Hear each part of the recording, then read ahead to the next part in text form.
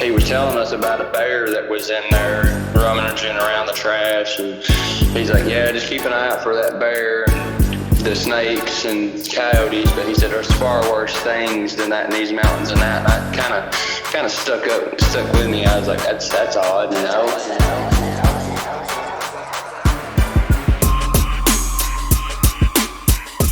Welcome to Odd Virginia. My name is Alex Koska, and I'll be your host for this show. Today we've got a double feature, starting with a young man named Harley, who had a Sasquatch sighting in Pound, Virginia, and then we'll hop over later to Loren, who had a UFO sighting in Harrisonburg. Very cool stuff we're getting into tonight. I'm going to let them tell their stories for you, so I won't get ahead of myself. But if you would like to be part of this show and tell your story, you can get in touch with me by sending us an email at oddvirginia@protonmail.com. That's oddvirginia@protonmail.com.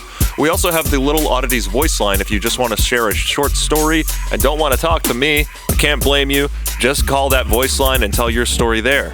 All of that information is going to be down below in the show notes, as well as more. You'll see down there we also have a link to some of the evidence that Harley wanted to share with the audience on this show. So go take a look down there and follow along if you want to. There is video and photographic evidence that he shared for you guys.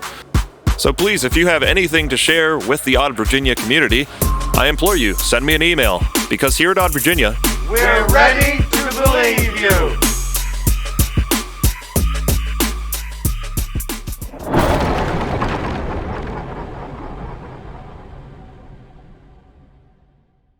All right, so today on the show, we've got Harley over the phone. Harley, thank you for joining Odd Virginia. How are you doing today, sir?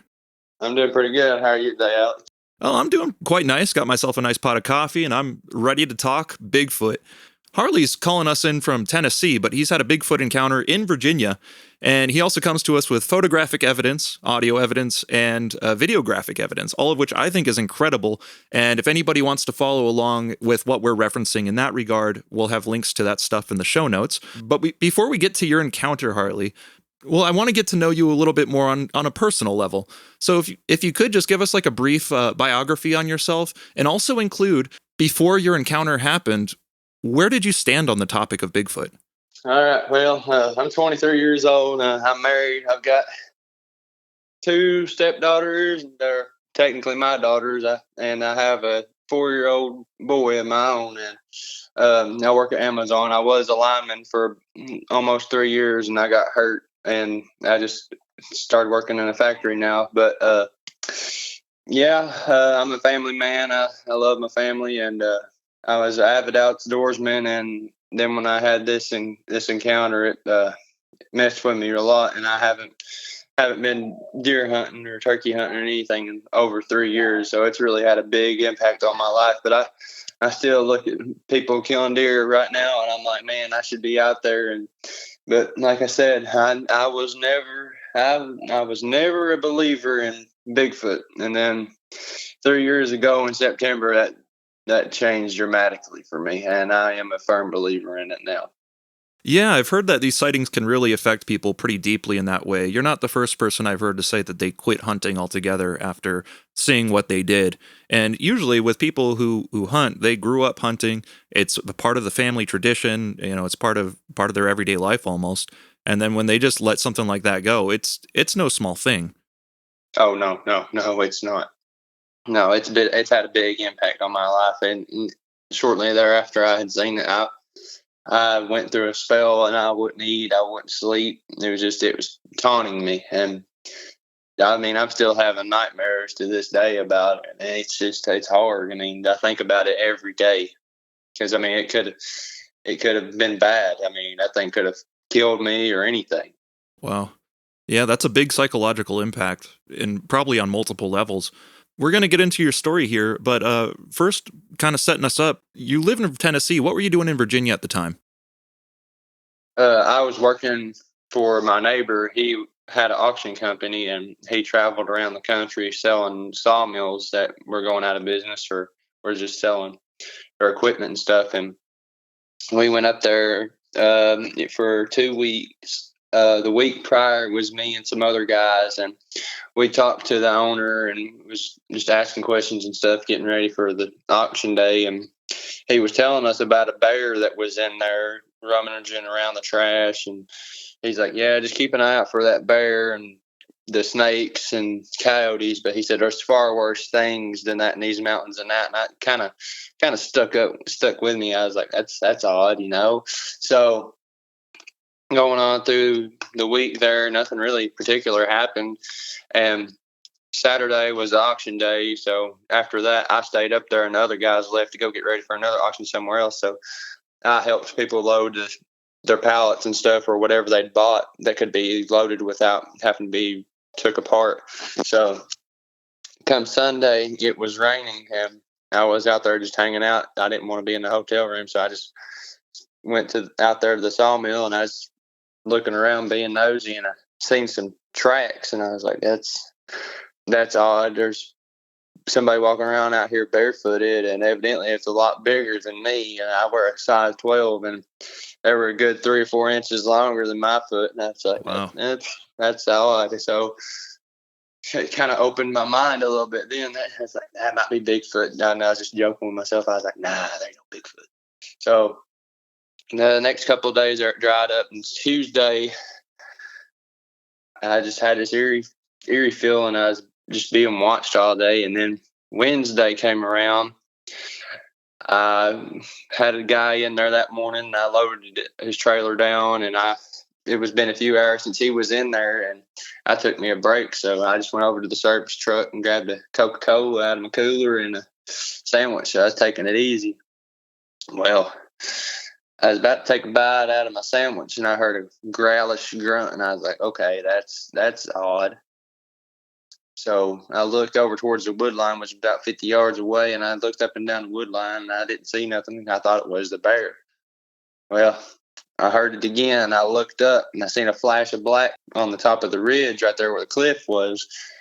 And I just sat there looking, and I seen the black. I was like, well, there's the bear. And I looked again, and I seen it going back in behind the tree, and I was like, that's not a bear. And then I was still looking at it, and it was leaning out. And I was like, oh my gosh, if I don't get a picture of this, nobody is going to believe me. So I just snagged a picture, and there's the only instinct I had to do. I was like, my camera picture's right there. All I can do is snap a picture. I mean, I wasn't going to take the time to try and get a video of it, because as sure as I did, I wouldn't have had anything. So I was just in a state of fear. I was just shaking and it's tearing me up right now just talking about it. But it's something that has a big impact on. I don't know what they can do, that there's some force, and that just overwhelms you. Yeah. And it just turned around and went back the way it came. And the phone that I had at the time, it was a brand new phone. It just stopped working. Like, I had the picture, and my camera, it still doesn't work to this day. And it's odd. I mean, Whoa. I don't have any explanation for it. So you saw this thing, snapped a picture of it, and then you got this just terrible sinking feeling. Yeah, it was very, very overwhelming. Now, do you think that had anything to do with the growls and grunts, as they say, the infrasound that these things can give off, or was it something a little bit different, more on like a spiritual level, or was it purely psychological, do you think?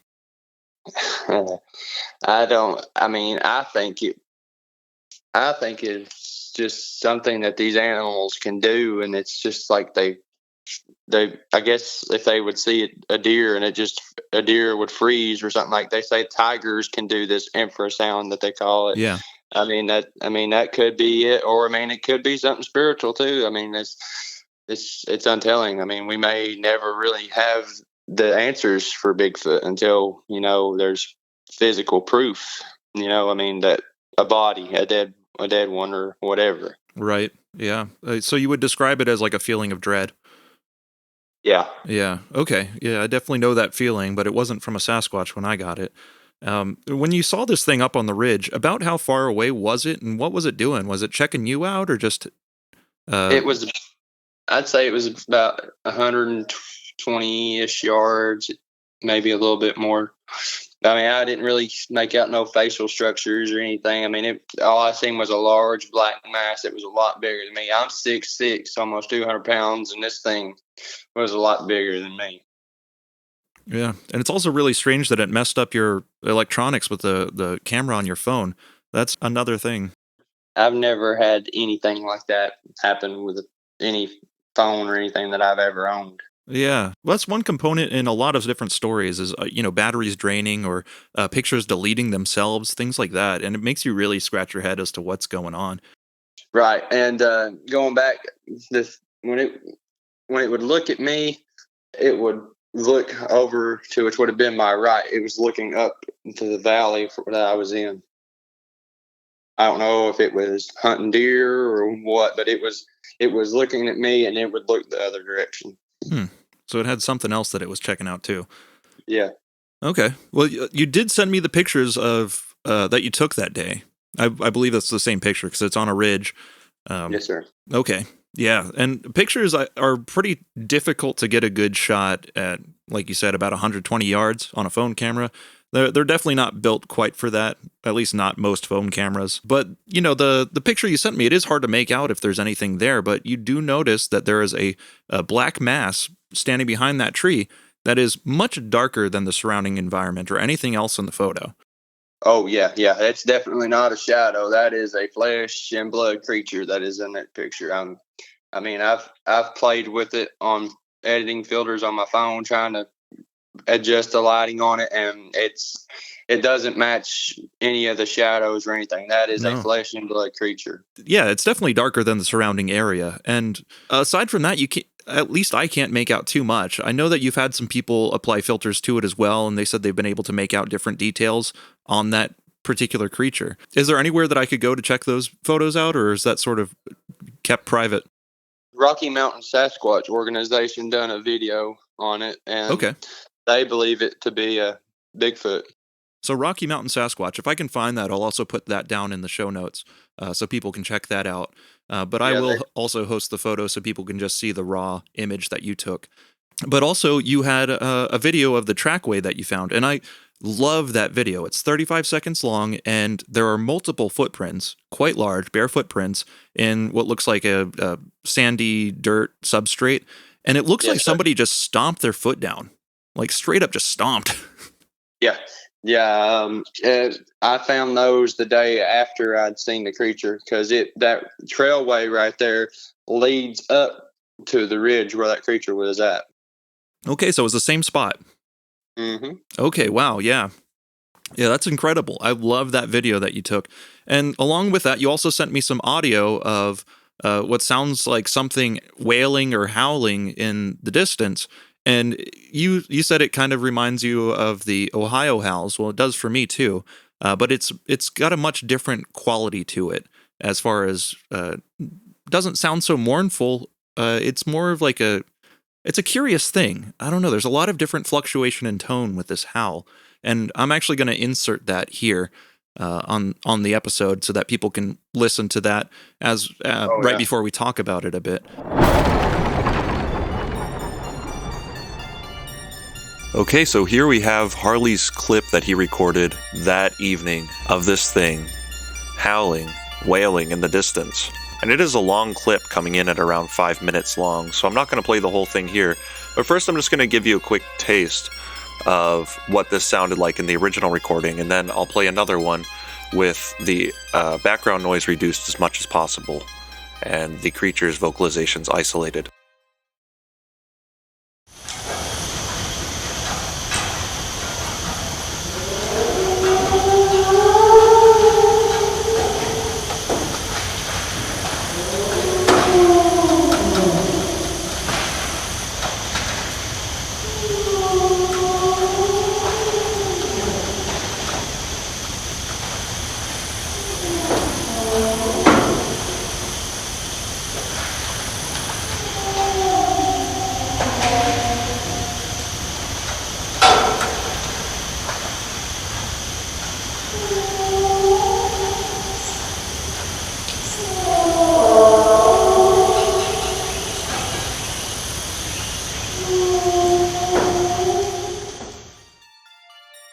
That is very fascinating stuff.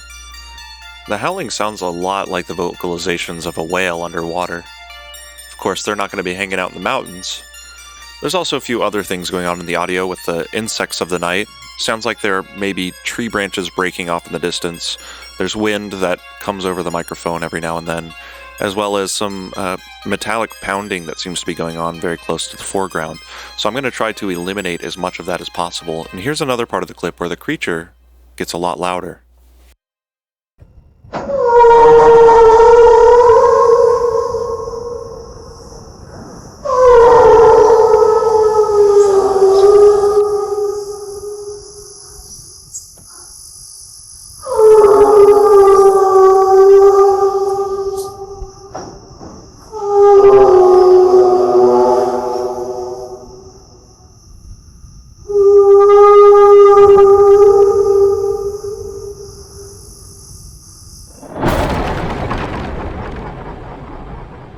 So give us a story about the howl that you captured there. What was going on? Well, I was sitting there that evening after I seen the creature, which was the Wednesday. I was sitting there in the truck doing paperwork, cataloging and stuff, and it was right around dusky dark. The birds were chirping and everything, and then it just got dead quiet. And all of a sudden, them howls started, and it was unlike anything I've ever heard. It was like it would go straight through you, and I was going to try and video it on my phone, but my phone wouldn't work. So I just went to the recording and I just started recording it because I was like, if I don't get this, nobody will believe I heard this. Yeah, and it's an amazing capture. Not very many people get vocalizations like that on audio recording. And I'm thoroughly impressed. Now, there's several different components to this recording. You hear the howls sound like they're out in the distance and sort of like ringing through a valley, right? You can hear them reverberate. I believe that there was more than one. Okay. Because when there would be one hollering, it would be over down in the holler. And then the one would be right up behind me up on the ridge, on top of the ridge where I seen the creature. So it was kind of like a call and response going on. Yeah, and whenever I would stop recording, there would be wood knocks. Oh, wow. Yeah. Is eerie, and those were really close. The wood knocks were closer than the howls and the whoops and all that. Man, that is just amazing. Some really, really good activity going on there. Can you tell us where all of this happened? You don't have to give us a specific address or GPS coordinates, but just kind of a general location. It was in Pound, Virginia. Probably about 15-ish minutes from the Kentucky line. Okay, so it was in Western Virginia. Yeah. Okay. And you said it was called Pound? Yes, sir. Like Pound? Yes, sir. Okay. Well, that's amazing. I'm actually not familiar with that area, but I do live on the western side of Virginia, so that might be some place that I could fairly easily get out to. And I love to hike in these spots where things like this have been sighted. The place is really remote. There's only one way in and out of that place that I was aware of. Okay. Well, if there are any nature trails in that vicinity that are available to the public, you better believe I'm going to be getting out there. Oh, yeah. Yeah, I mean, I would love to go back and have some closure and get some more evidence to support my claims. I mean, what I've got's good stuff. I mean, I wasn't a believer, but now I'm 100%. You know, it's changed the way I look at everything. Yeah, well, if you ever do want to just go back out there, give me a call beforehand, and maybe I can meet you there, and you can show me around if you'd want to. I don't know. Oh, yeah, I'd gladly do so. If I'd get back, I'd have to talk with ownership and see who owns it now and try and get back in there. I'm sure they would. Okay, and I don't even mean to do it for content. I just like getting out and taking a look at these kinds of things. I've met up with a couple of different people who've been on the show, and we've gone out and seen some of the places they've told me about. And I'm not the kind of guy who usually experiences weird and unusual things, but sometimes when I'm with these people, things just happen while I'm around, and I have some sort of a feeling that it has something to do with them. I don't know if it's some sort of vibration they give off on a metaphysical level. I don't know what it is, but I think these things can sense if you pose a threat or not. Okay. I think. So do you think it was checking you out because you do pose a threat or because you don't? No, because I don't pose a threat. Okay. Yeah, because I mean, if I had done anything wrong or anything, I'm sure that thing would have got me out of there. Yeah. Yeah, maybe. I don't know how aggressive these things are generally, but considering the fact Yeah, I that don't want to it's tough find to see out. them, yeah, I have a feeling they might not be too terribly aggressive. Yeah, I don't think they would pose a threat. I mean, unless I've done something to provoke it or anything, I wouldn't uh, pose a threat. That's good. I don't think you should. I don't think you should mess with something like that. It's twice your No, size. yeah, I wouldn't. Not in a million years. So when you saw it, like, can you give us a general description and sort of a detail of what its head, general body shape looked like, how big it looked exactly? Do you think you could It, estimate any of that? I I would easily guess that thing was over 7 feet tall. I'd say 600 pounds, maybe if not more. I mean, it was massive, and the only thing that really bothered me was the width of it. I mean, it was broad and just it was insane. It the I mean, like I said, it was really too far away. I couldn't really make out no facial features or anything like that on it. I Hmm. mean, the only thing that really stuck with me was how wide it was, how big its forearms was. I mean, just the sheer size of this thing. It's just something I don't forget. I mean, I've seen some big bears, and this thing dwarfed a bear. Man, it's like Andre the Giant on steroids. Yeah, Uh, yeah. that's awesome.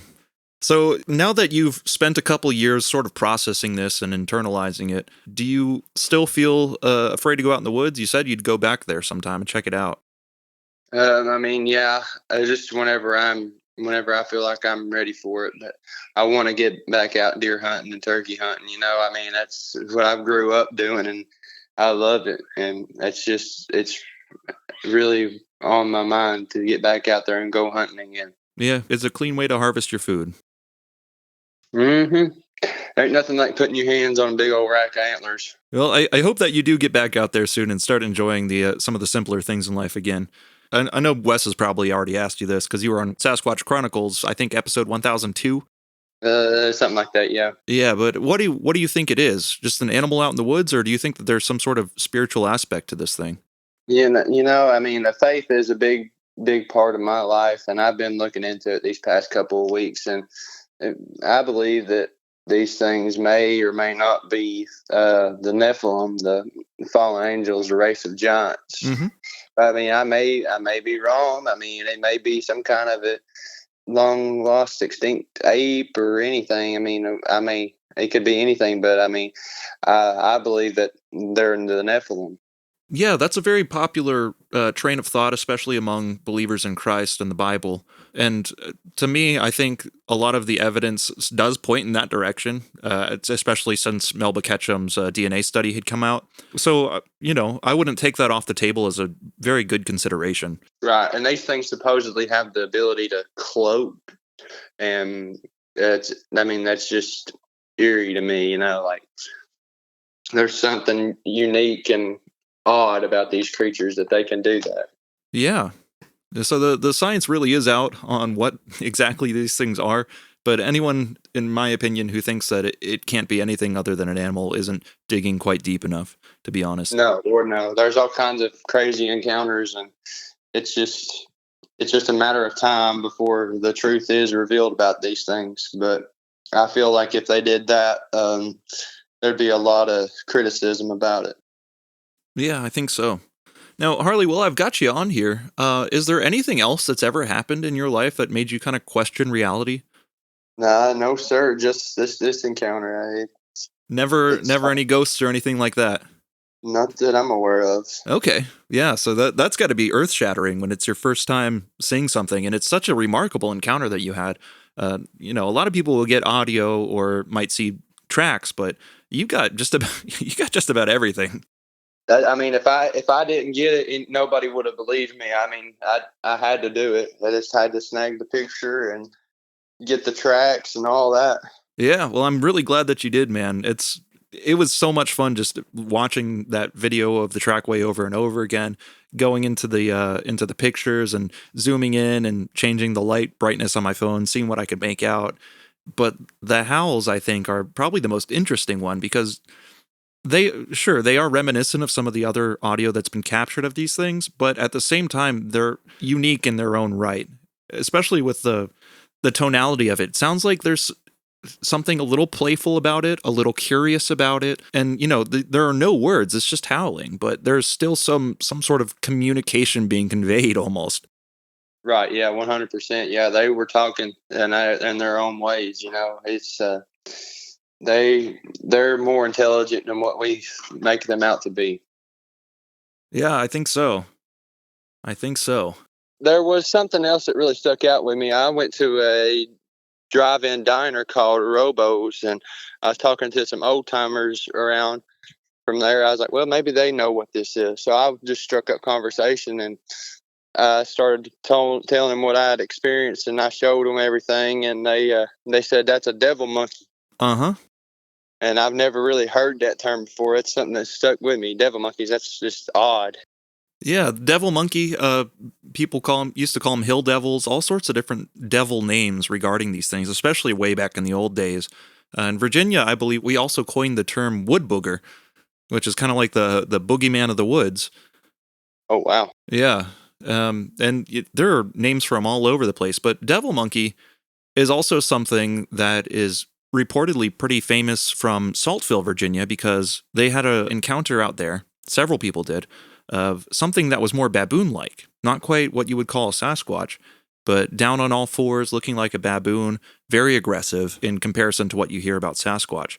And I think that may be a totally separate thing also, and that these names are sort of getting crisscrossed. It very well could be a different thing, I mean, there's things in these woods that I would never imagine, I mean, now that I've seen a Bigfoot, it's just anything can be out there. Now, The door's wide open. I've learned now that there's apparently dogmen, so I mean, anything's possible, Yeah. The dogman rabbit hole goes deep too.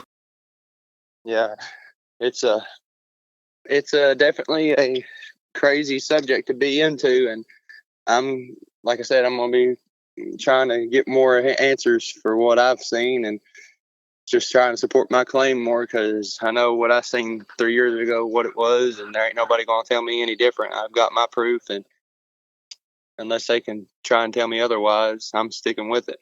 Well, I 100% believe you saw what you saw, and I know it can be tough trying to come out about things like this. Maybe why it took you so long to start making your rounds on the podcast. 3-year time. That's pretty long time before you start really coming out and telling the world what you saw. How has it been telling like your friends and family? They think I'm crazy. Yeah, even though you have the howls and the footprints and all that on recording. Yeah. They just said, "Oh, that's just such and such. Oh, it's a bear. Oh, it's coyotes. It's anything natural, not Bigfoot." And it's had a big impact on me. It's just being called crazy. I mean, I'm not crazy. It's really bothered me, and it helps me to share it. And I just hope that this helps somebody else come forward and share their encounter. And I urge them not to keep it inside. Just hop on a show, remain anonymous if you have to, share your story. It may lead to another close encounter like theirs, and it'll put the pieces together, and we may just get closer to discovering Bigfoot and just having everything just wrapped up. Yeah, that's a really great point that you make there. The reason that a lot of these shows are out there is not only for entertainment. Of course they're entertaining, but we're also raising awareness and raising that bar of believability for people. Because if no one's going to come out and talk about their story, everybody's going to think you're crazy when someone finally does. And you know that what you saw. Keep your feet firmly planted in the truth. It bothers me that anybody would ever call you crazy because you saw what you saw. But you know what happened. And so you can always keep your chin up knowing that you're telling the truth. Oh, yeah, that's all you can do. Keep your head held high and stick firm with what you've seen and believe in. And I believe, and I know that I've seen a Bigfoot. And it's hard talking about because I just get tore up, and because I know what I've seen, and some people's gonna call me crazy, and I know what it was. Yeah, you sure do. Don't ever let someone tell you any different. I'm not going to. I'm firm with it now. like I said, it's helped me a lot getting my story out there, and I just hope that somebody out there that's going what I've been going through will step up and share theirs. And hopefully we get more people coming over to Odd Virginia to tell their Virginia encounters, because if there's one thing that I like to hear about, it's Bigfoot encounters in Virginia. And I know they're out there. We've got plenty of reports on the BFRO website. I encourage any listener out there to share, don't let it build up inside of you. It'll corrupt you. It'll just drive you insane, because if you don't get it off your mind and your chest, it's going to eat at you, and it's ate at me, and it's helping me slowly but surely get this off my chest. I'm glad that you found the peace of mind to come forward and talk about it. And Harley, I just want to thank you so much for coming on the show, man. I think you covered that story so well. It didn't really take that much time at all, but I do appreciate it 100%. Yes, sir. It was pretty thorough, straight to the point. And like I said, I remember it like it was yesterday. I mean, it's everything that happened. It's insane that it stuck with me from 3 years ago, and it's hard to just grab my mind around it, being a non-believer and now being a believer. Well, man, if you ever find yourself hopping over the border and coming back to check it out, dude, please give me a text or a call. There's no guarantee I'll be able to make it out, but I'd love to go see the spot. Yes, sir, Alex. I will gladly do so. Thank you again for this. It really means a lot, man. It really does. And thank you too, man. It means a lot to me as well. I want to give a big shout out to Harley for coming on and telling his tale. That was absolutely fascinating. And thank you so much, Harley, for sharing your evidence with us as well. Those howls are certainly a significant piece of audio capture for this phenomenon. And it reminds me of something said by Dr. Martin L. Lenhart, who is a professor of biomedical engineering at Virginia Commonwealth University, who is also a licensed audiologist and speech-language pathologist here in Virginia. Dr. Lenhart, growing up in the Pine Barrens of New Jersey, has had his own experiences with these creatures, and he poses the idea that whenever a primate is vocalizing, it is often to convey an emotion, and boy, that recording we got certainly sounds very emotional. So we're going to go ahead and get over to Loren's interview for the next part of the show, but before we do, I want to take a little time to talk about our affiliation with Coffee Brand Coffee. I'm rather proud to be affiliated with Coffee Brand Coffee. They didn't choose Odd Virginia chose them. It's a small independent coffee company that I can get behind, who employ fair trade sustainable farming practices. And boy, do they make a really good cup of coffee too. But you don't have to take it from me. Just go to coffeebrandcoffee.com and check out the glowing reviews on their coffee. I've already tried the peppermint mocha flavor, and it is a very aromatic brew. The kind of coffee that you want to put on when company is over. Currently, the blueberry cobbler flavor is in the mail to my house. And they also have a Christmas sugar cookie flavor in for the wintertime, as well as a non-flavored dark roast called the Silent Night Silky Dark Roast. All of these are available in whole bean, ground, and K-Cups, as well as about 14 other choices of flavored and non-flavored coffee.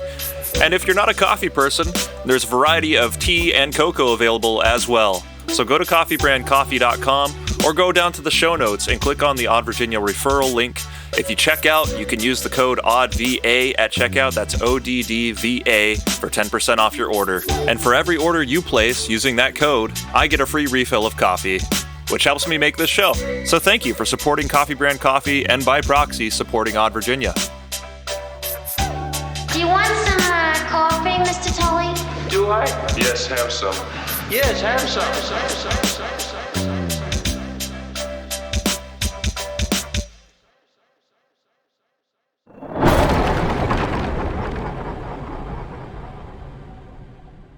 All right, today on the show, I've got Loren over the phone. Loren was recently featured in our local news outlet, WHSV, for a UFO sighting over Harrisonburg. Loren, thank you for coming on. How are you doing today? Very good. It's nice to be here with you, Alex. Thanks for inviting me. Oh, you're very welcome. Thanks for reaching out. I'm very excited to have your story because it's still pretty fresh in your mind at the time of recording. November 19th, I believe you said, was the date that you had this experience? That's right, Alex. It was the Sunday before Thanksgiving, so that would be November 19th, about a week and a couple of days ago. Yes, sir. That is awesome. Something super like breaking news, basically, here on Odd Virginia, which is pretty rare. And before we get into your story, can you just give the audience a little bit about yourself and who you are? Of course, I've lived in the Harrisonburg area in the valley most of my life. Married, I'll be able to collect Social Security in a few months, so I'm not too new to the world. But this is the first time I've seen anything unusual, UAP or UFO wise. But yeah, I live in the valley. I work here. I have a home here in the valley, so a longtime resident of the Shenandoah Valley. Getting into your story, do you want to set us up kind of like what you were doing and what time of day this was? Sure, I'd be happy to. It was, as we said, on the 19th, which was a Sunday. I'd worked and I was heading home. I live within about a mile or two of my workplace, so I was near the. If anyone knows the area, the Valley Mall, which is here in town.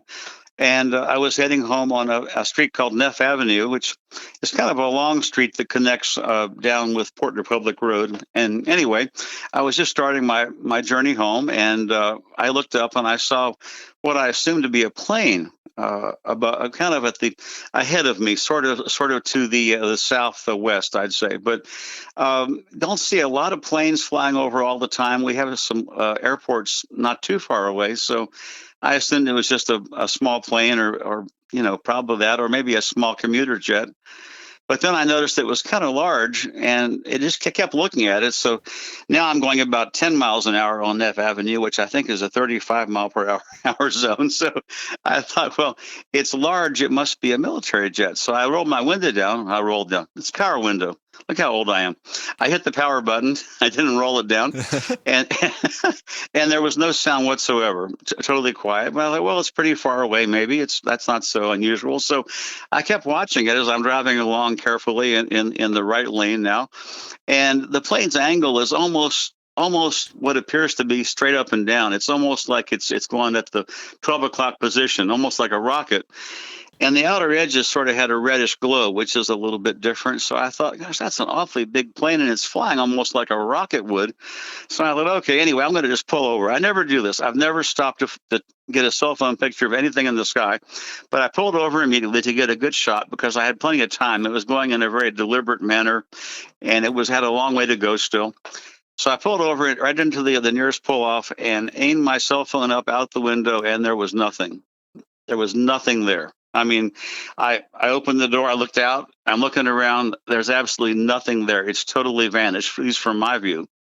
It wasn't cloudy. It wasn't like it went behind clouds. It didn't hit as far as I know, it didn't accelerate. It just vanished. So that's where the story starts. Okay, well, let me ask you a couple quick questions there just about that first introduction part. You said you saw what looked like a plane. You see the full outline, wings, and the main? I'm not even sure what you would call that main tube of it. Yeah, there was definitely, because I was driving, it's always hard to get a good clear focus on what you're seeing, but it definitely appeared to have wings, something on either side. It appeared to be sort of tube-like in the middle.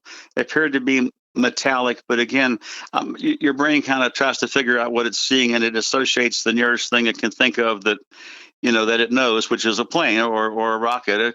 But the angle was just so steep, and it seemed larger than any of the local commuter jets we see, or small planes around here. So that's why I kind of kept looking at it, and it kept on just slowly climbing up, and at a very steep angle.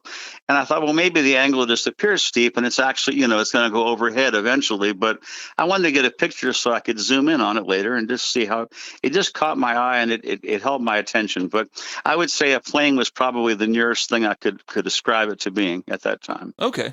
And you looked down for just, a couple seconds, looked back up? And yeah, I mean, I pulled off about 5 seconds, maybe 7 seconds. I got my phone off the seat. I hit the camera. I aimed up, and of course, I'm thinking, okay, it may have climbed a tiny bit more than it was, but there was nothing there. There was absolutely no plane, no rocket, nothing in the entire sky, and that just doesn't normally happen. Usually, you've got some time to track these things, right? Plenty of time usually. Yeah. So I'm thinking, okay, that was weird, and you've probably just had a long day, and I'm going to go ahead and just say I don't know what happened just now. So I pulled my car back on the Neff, and within about 5 seconds, I happened to look over into the sky headed towards Charlottesville, which would be the eastern sky, right? Yep. Looked over to the east, and there was what appeared to be a different object. This time, I really thought it was a metal jet. I saw the shimmer of metal. There was definitely a shine, traveling like a jet would, kind of horizontal, kind of in the 10 o'clock position if you were looking at the sky there to the east. And there was something below it, a colored object of some kind. It was orange or red. It was kind of an indistinct kind of blur. But I just glanced at it, and I said, okay, that's not normal. And after what just happened, I'm going to get a picture of this because I want to have something to take home to look at. So Second chance. yeah, Don't mess it second up. chance. Yeah, I got a second chance at something else. This is about it. So it's traveling as you would expect if it were a plane to be. It's got a long patch of sky to go, and I just wanted to get a shot because there was definitely something else below it that wasn't anything I recognized. So I pulled off again immediately, off net, parked my car, got my phone out, and there was nothing. The metal object and the thing that was below it both gone. Not a sight, nothing left. So, and then I got freaked out because it was no one's going to believe this, But Yeah. Jets don't just disappear like that. no, they just don't go away. So I checked the sky all around and made sure there was nothing anywhere. So both things were within about 2 minutes of each other, I'd say, and one was, of course, like I say, to the northwest, and then the other sighting entirely a different trajectory with the attached nearby object, and that was to the east toward Charlottesville. So none of the three things were visible after that at all. Nothing, no chance to get a picture. So Well, it's a shame that you didn't have enough time to get a picture of those because that would have been something else. I know. But knowing the way phone cameras are, that probably wouldn't have turned out that well anyway. Yeah, it would have been a bad picture, but I would have had at least something to say. Oh gosh, look at. Yeah. Yeah, that's the. And so then I just went on home and, talked about it. Of course, when I got home, but and I contacted WHSV by email just to the newsroom to see if anybody else had reported anything unusual, and. The gentleman there replied back and did an interview and put it on Facebook and so forth. But he said there have been a lot of things in the valley in the last year or two that have come up that he's kind of collecting these stories. So I was happy to share. Yeah, well, that's really interesting. There is supposedly a good history of these sorts of strange objects being sighted over the Shenandoah Valley, actually. Oh, But I don't know too much about it. I heard it on the Discovery Channel, of all places. I see. So I didn't really dig deep, but there is something that's been going on for a good long while, including Operation Blue Right. Book had a investigation in Fishersville back in the 50s of a landed craft. So Yes. the history does go quite a ways back in the valley. How substantial it is, I don't really know because I haven't, like I said, dug too much into it. But did anyone that you've talked to ever talk to air traffic control to see if there was anything unusual spotted in the area? That would have been a good thing to start with. I know that just from posting it, the story on Facebook, briefly, several folks said, yes, we saw something too. They described lights. What I saw was a little more concrete, except for the one kind of fuzzy object near what I assume was a plane. But one person who lived over near Charlottesville said, looking to the west, they saw something. This was about 5:20 in the afternoon, by the way. It wasn't dark. It wasn't Starlink, the long link of blue lights in the sky. No, Mhm. and it wasn't the space station. This was about 5:15, 5:20 that afternoon. Still pretty light.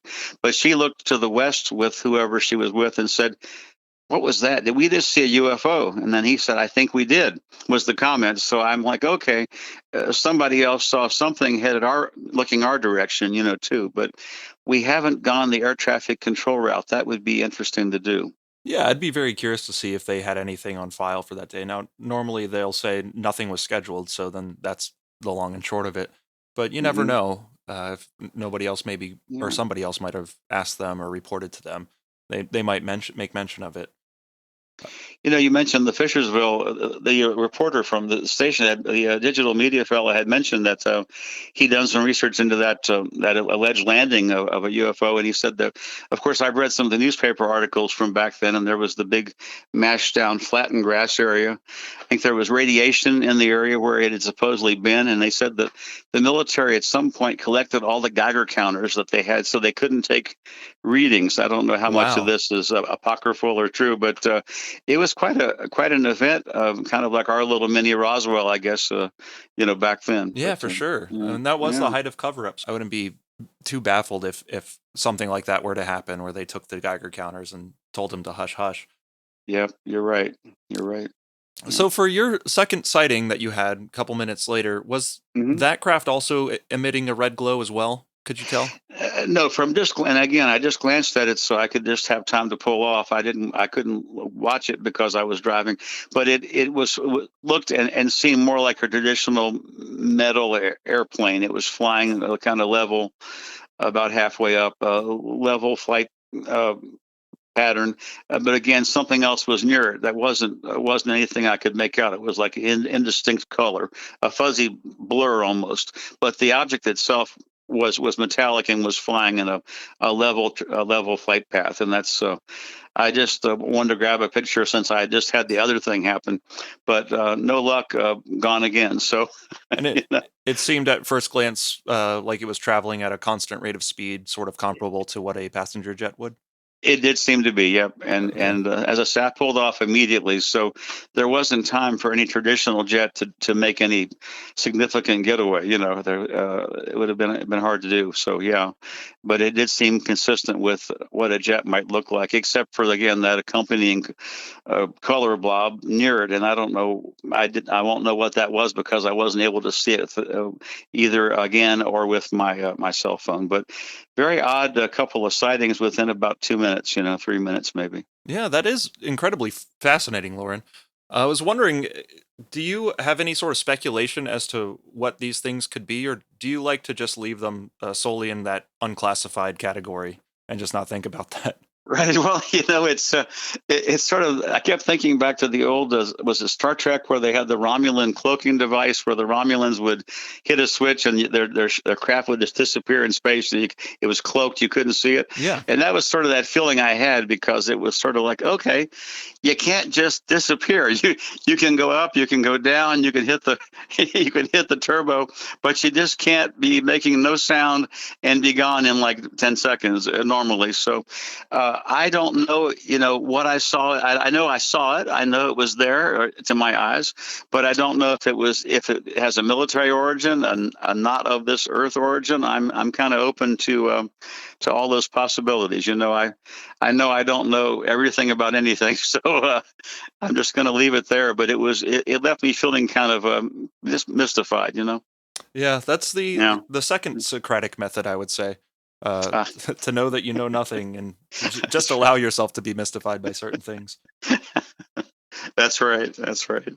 So it was an interesting evening, and it kind of made the day more exciting, if nothing else. But I am hearing several folks now have said they saw something also, and their description seems to vary a little because the one lady mentioned lights. I guess I saw the one. I guess you'd call it a light below the metallic plane-like object. But again, I think a lot of folks saw something. So if nothing else, it wasn't just me. I'll go with that. Yeah. Well, what And about those who didn't see it, friends and family? What do they think when you talk about this? well, they've had a lot of fun. I mean, nothing is more fun than teasing somebody who is talking about UFOs. I Oh, yeah. mean, you can't resist that. I mean, the WHSV had the Facebook link, and there are 150 amazing jokes. A lot of people say it was Starlink. Well, obviously, I know what Starlink. I've seen Starlink at night.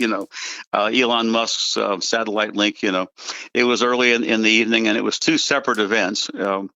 There were a lot of religious comments about Jesus is coming. You get a wide variety of comments, but religion, you get a lot of just plain out mocking, which is always fun. Hmm.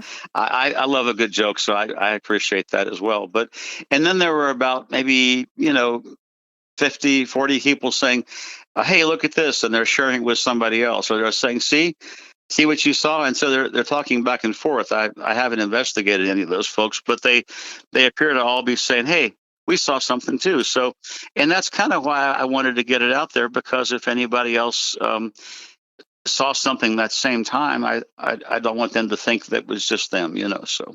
Yeah, people never pass up on a good opportunity to have a good jeer and make some fun when it comes to these things. They had a lot of fun. There were alien pictures and yeah, and lots of alcohol comments. It was a lot of fun. I think that's great. Hey, everybody needs to have fun, and unless you're the person seeing it, hey, you're not going to believe it. I didn't believe it either, but it happened. So I completely agree, and that's a great attitude to have, Loren.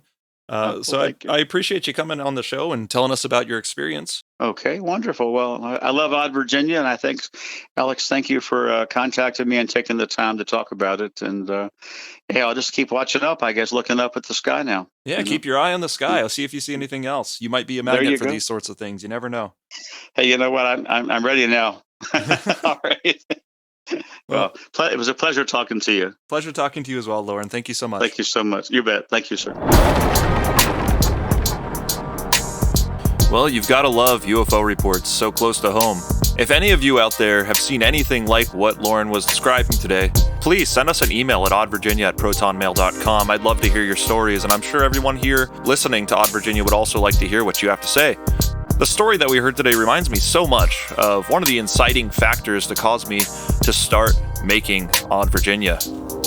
Now, like a lot of you probably, I like to go back and listen to the Coast to Coast and Midnight in the Desert archives with Art Bell. East of the Rockies, you're on the air. Hello.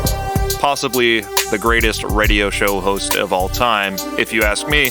And there was one time where a caller called in from Harrisonburg, Virginia, talking about a UFO that had chased, I think, her nephew or son or something like that, down the I-81 corridor for miles. Apparently, he was speeding like a bat out of hell trying to get away from this thing. And when I heard that, I was just like, man, I wish there was a show where all the reports were just so close to home like that. It's great having that proximity, and so that's why we make Odd Virginia, is so that you can listen to something where everything only happens a stone's throw away. So I've got to go ahead and get out of here. I need to learn how to make a humane DIY mousetrap so I can get rid of this mouse problem that's going on in my house right now.